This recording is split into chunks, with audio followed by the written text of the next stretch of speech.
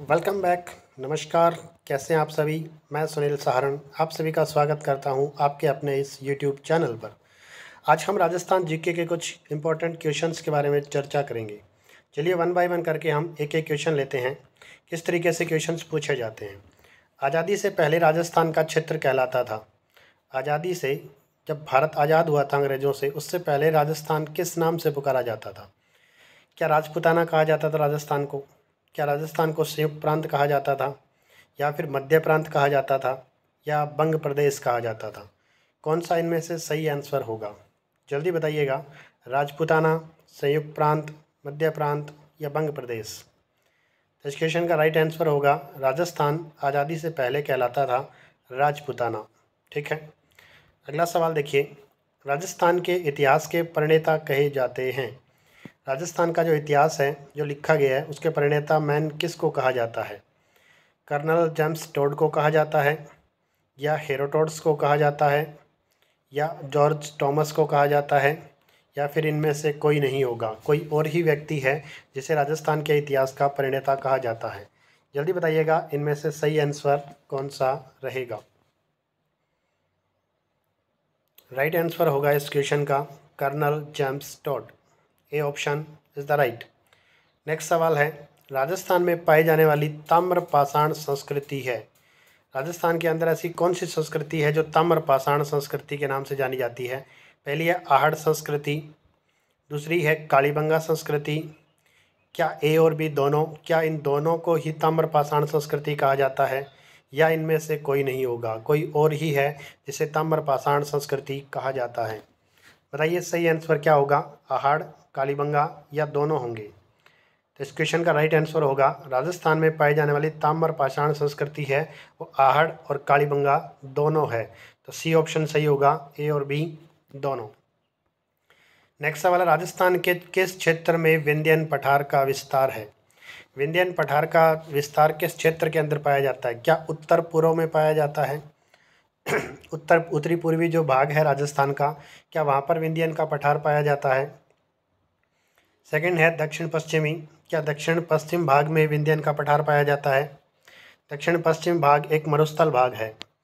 इसके बाद की बात करें दक्षिण भाग, क्या दक्षिण भाग को विंध्यन का पठार कहा जाता है, या फिर दक्षिण पूर्व के अंदर पाया जाता है? तो कौन सी ऐसी जगह है जहाँ पर विंध्यन पठार का विस्तार सबसे अधिक है? राइट आंसर होगा डी ऑप्शन, दक्षिण पूर्व। नेक्स्ट सवाल है, राजस्थान का वह स्थल जो पशुपालन का प्राचीनतम साक्ष्य प्रस्तुत करता है। ऐसा कौन सा प्राचीनतम स्थान है जो पशुओं को पालने का साक्ष्य प्रस्तुत करता है, जहाँ पर पशु पालने के साक्ष्य मिले हैं? पहला है दर, दूसरा है आहड़, तीसरा है कालीबंगा और चौथा है बागौर। देखिए क्वेश्चन सभ्यता से है, दर होगा, आहड़ होगा, कालीबंगा होगा या बागौर होगा? बताइए इस क्वेश्चन का सही आंसर क्या रहेगा। पशुपालन का प्राचीनतम साक्ष्य इन चारों में से सबसे पहले किस में मिला था? राइट आंसर होगा बागौर। क्या रहेगा? बागौर। राजस्थान के किस प्रदेश में बीहड़ मिलते हैं? बीहड़ का मतलब होता है जहाँ पर घने जंगल या जहाँ पर बहुत बड़े बड़े पेड़ पाए जाते हैं, जंगली टाइप जो स्थान पाया जाता है राजस्थान के अंदर, कहाँ पाया जाता है? क्या वो माही बेसिन क्षेत्र में पाया जाता है, या फिर वो चंबल बेसिन क्षेत्र में पाया जाता है, या फिर वो बनास बेसिन क्षेत्र में पाया जाता है, या लूनी बेसिन क्षेत्र में पाया जाता है? तो बीहड़ कहाँ मिलते हैं? माही, चंबल, बनास या लूनी? कौन सी नदी के किनारों पर, या उसका जो क्षेत्र है जहाँ से नदी बहती है, कौन सी नदी है वो बीहड़ के अंदर से होकर के गुजरती है? तो राइट आंसर होगा चंबल बेसिन। क्या रहेगा? चंबल बेसिन। आपने एक नाम सुना होगा वीरप्पन। वीरप्पन दरअसल बीहड़, इन्हीं चंबल बेसिन के बीहड़ में ही रहता था। अगला क्वेश्चन, राजस्थान में तांबे का विशाल विशाल भंडार स्थित है। तांबे का विशाल भंडार राजस्थान के अंदर कहाँ पर स्थित है?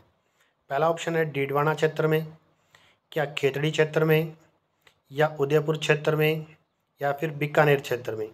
राजस्थान में तांबे का विशाल भंडार कौन से क्षेत्र में है? डीडवाना, खेतड़ी, उदयपुर, बीकानेर? तो इस क्वेश्चन का सही आंसर क्या रहेगा? तांबे के लिए कौन सा क्षेत्र मशहूर है? खेतड़ी क्षेत्र मशहूर है। कौन सा है? खेतड़ी क्षेत्र। रण क्षेत्र बाहुल्य वाला जिला है, ऐसा कौन सा क्षेत्र है जहाँ पर रण बहुतायत में पाया जाता है? बाड़मेर, बीकानेर, जैसलमेर या अजमेर? इन चारों में से सही आंसर कौन सा होगा? वन क्षेत्र बाहुल्य वाला जिला कौन सा है? बाड़मेर, बीकानेर, जैसलमेर, अजमेर। तो वन क्षेत्र वाला बाहुल्य जिला है वो है जैसलमेर। कौन सा जिला है? जैसलमेर। राइट आंसर रहेगा सी ऑप्शन। राजस्थान के किस जिले का सर्वाधिक क्षेत्र कछारी मृदा का है? ऐसा कौन सा भूभाग है राजस्थान का जहाँ पर कछारी मृदा सबसे बहुतायत में पाई जाती है? क्या अलवर में पाई जाती है, धौलपुर, पाली या चूरू? ऐसा कौन सा क्षेत्र है जहाँ पर कछारी मृदा का सबसे ज़्यादा विस्तार पाया जाता है? तो वो क्षेत्र है धौलपुर। कौन सा क्षेत्र है? धौलपुर के अंदर कछारी मृदा का सर्वाधिक क्षेत्र पाया जाता है। मूंगफली की फसल के लिए किस प्रकार की भूमि अधिक उपयुक्त होती है? मूंगफली की अगर पैदावार की जाए तो उसके लिए सबसे उपयुक्त भूमि कौन सी मानी जाती है? पहला है हल्की बलुई मिट्टी जिसके अंदर मौजूद हो, क्या वो भूमि मूंगफली के लिए सबसे उपयुक्त होती है? या काली मृदा उपयुक्त होती है, या दोमट मृदा उपयुक्त होती है, या बालू रेत होती है? कौन सी ऐसी मृदा है जिसके अंदर सबसे ज़्यादा मूंगफली का उत्पादन होता है? चलिए इसका सही आंसर बताइए, कौन सा आंसर आएगा? ए, बी, सी, डी। कौन सा आंसर सही रहेगा? तो यहाँ पर राइट आंसर रहेगा हल्की बलुई मिट्टी जो होती है वहाँ पर मूंगफली की पैदावार सबसे ज़्यादा होती है। नेक्स्ट ऑप्शन देखिए, राजस्थान में चूलिया प्रताप किस नदी पर बना हुआ है? चूलिया जलप्रपात की बात करें किस नदी पर बना हुआ है तो पहला ऑप्शन दिया गया है माही नदी। क्या माही पर बना हुआ है, सोम नदी पर बना हुआ है, चंबल पर बना हुआ है, या लूनी पर बना हुआ है? कौन सी ऐसी नदी है जिसके ऊपर चूलिया जलप्रपात बना हुआ है? राइट आंसर क्या होगा इसका? तो सही आंसर रहेगा चंबल पर। चूलिया जलप्रपात कहाँ बना हुआ है? चंबल नदी के ऊपर बना हुआ है। राजस्थान में कनक सागर बांध किस नदी पर स्थित है? कनक सागर बांध कौन सी नदी पर स्थित है? क्या कोठारी नदी है, या खारी नदी है, या बनास नदी है, या मेज नदी है? इन चारों में से कौन सी सही आंसर रहेगा जिस नदी के ऊपर कनक सागर बांध बना हुआ है? कोठारी, खारी, बनास या मेज? सही आंसर क्या रहेगा? तो इस क्वेश्चन का राइट आंसर क्या रहेगा? मेज नदी। मेज नदी के ऊपर बना हुआ है कनक सागर बांध। अगला सवाल देखिए, राजस्थान की वह झील जो मीठे पानी की नहीं है, ऐसी कौन सी झील है जो मीठे पानी की नहीं है? देखिए चार ऑप्शन दिए गए हैं जिनमें से 3 मीठे पानी की है और 1 मीठे पानी की नहीं है। तो आपको वो पता करना है कि मीठे पानी की झील इनमें से कौन सी नहीं है। क्या सिलीसेड है, क्या जयसमंद है, या फाई सागर है, या पचभद्रा है? इन चारों में से कौन सी ऐसी झील है जो मीठे पानी की नहीं है? 3 ऐसी झीलें हैं जो मीठे पानी की है, एकमात्र ऐसी झील है जो मीठे पानी की नहीं है, तो वो आपको छांटना है कौन सी है।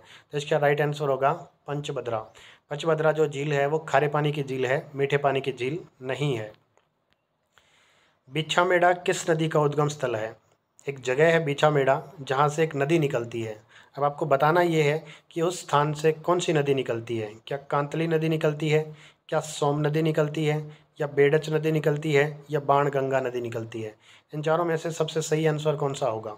कौन सी ऐसी नदी है जो बिछामेड़ा उद्गम स्थल है उस नदी का, बिछामेड़ा से वो नदी निकलती है? तो इस क्वेश्चन का राइट आंसर क्या रहेगा? सोम नदी। सोम नदी है वो बिछामेड़ा स्थान से उद्गम होता है सोम नदी का। मृदा के कटाव को रोकने एवं जलवायु की दृष्टि से महत्वपूर्ण वनों को किस श्रेणी में रखा जाता है? वनों से आजकल सवाल है वो हर वक्त पूछे जाते हैं। तो मृदा के कटाव को रोकने और जलवायु की दृष्टि से महत्वपूर्ण वनों को किस श्रेणी में रखा जाता है? ऐसे कौन से वन हैं जो मृदा के कटाव को रोकते हैं और जलवायु की दृष्टि से सबसे महत्वपूर्ण होते हैं?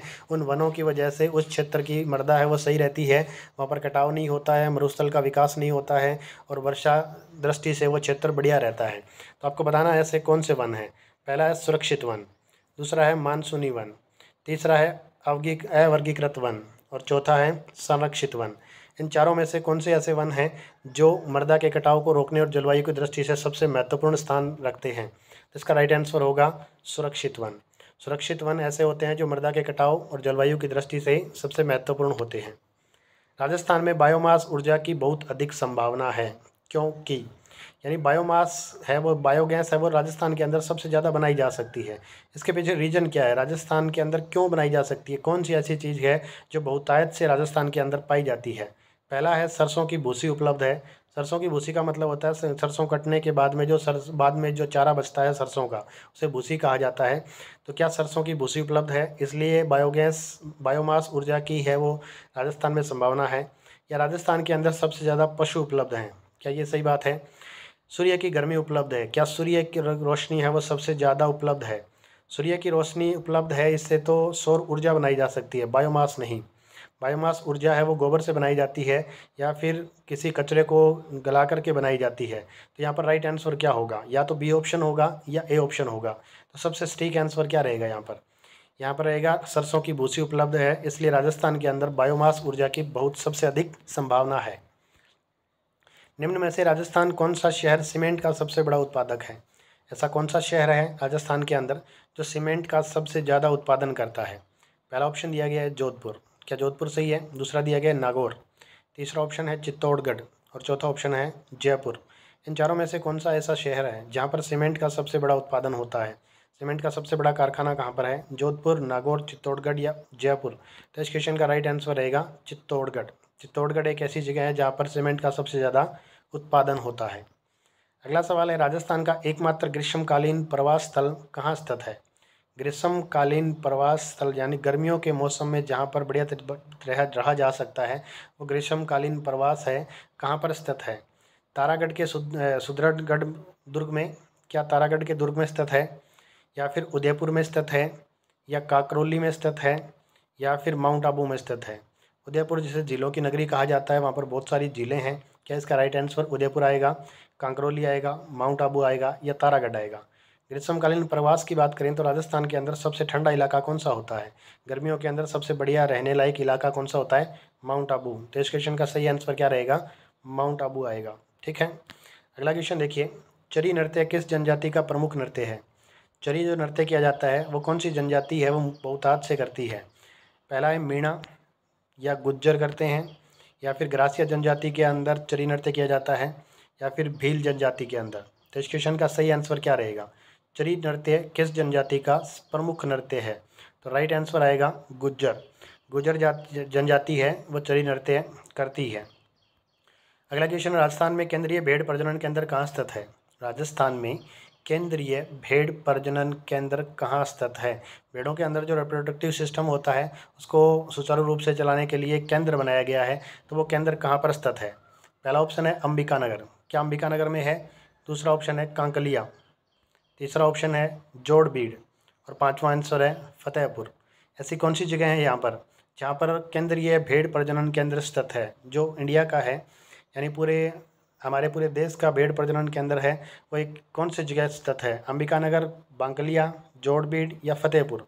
तो इस क्वेश्चन का राइट आंसर क्या रहेगा, फतेहपुर रहेगा। ठीक है, तो दोस्तों आज के लिए इस क्लास के अंदर इतने ही क्वेश्चन थे। अगर आपको ये क्लास बढ़िया लगी है और आप इस चैनल पर नए हैं तो कृपया करके इस चैनल को लाइक, शेयर एंड सब्सक्राइब जरूर कीजिएगा। अपने दोस्तों तक पहुंचाने का इस वीडियो को काम कीजिएगा। आज के लिए इतना ही। Thank you very much. जय हिंद, जय भारत।